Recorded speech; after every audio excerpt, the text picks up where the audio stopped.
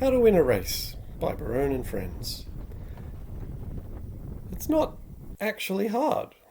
It sounds simple. Get to the start on time, start fast, be fast, make your jibes, and don't crash. Starting on time is probably the single most important thing you can do. Here we see nobody start on time. The first place was at least a second late, and last to start was over a minute later.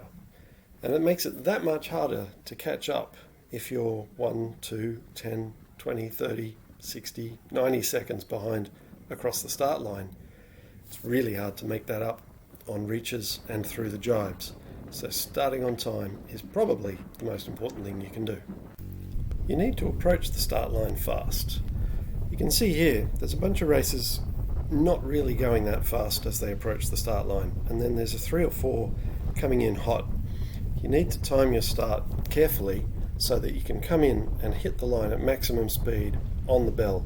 You don't want to be a second or microsecond early because you'll get disqualified, but again, you don't want to be too late or you'll have a very hard time catching up.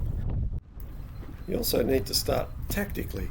If you start below somebody else, their sails can cover your wind and make it very difficult to get to full speed. So find a gap and go for it. Just remember, in slalom, it's important to pick a point on the start line and stick to it, not deviating up or downwind. And if you're late, make sure you beat your brother. Here we've got Max and Andre with the Neil Pride blue and red sails, foiling up to the start line a little bit later than the leaders.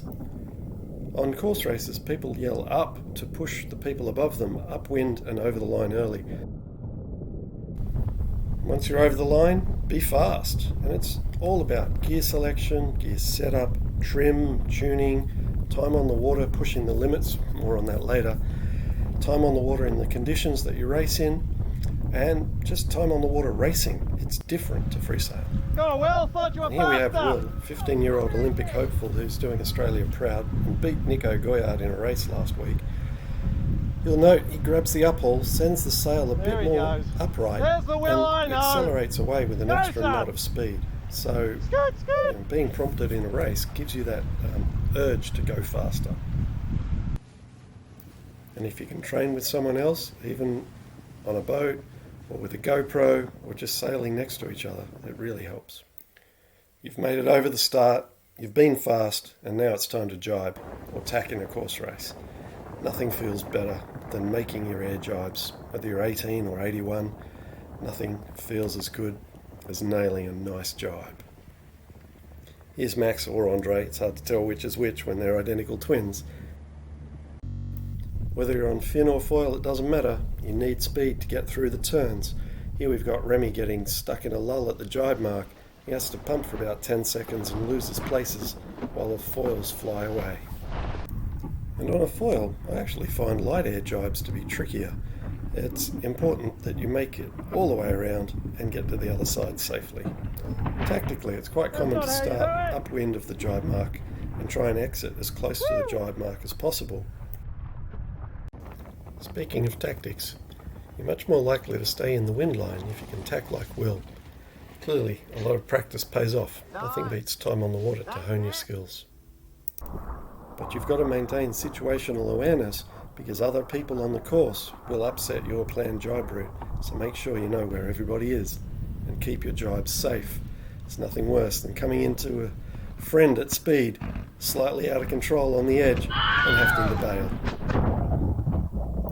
And that brings us to one of my favourite sayings: to finish first. First you have to finish. There's no point being fast if you're out of control. Can happen very easily on a foil, as we all know. Course races often have a Hollywood finish, which is a short, broad reach to the finish line after the bottom mark. And a lot of course racers don't practice reaching very much, preferring this upwind-downwind speed. And that extra power can catch even the most experienced course racers off guard, like it did Justin just then. And there's nothing worse than being inside of the finish line and losing a position or two.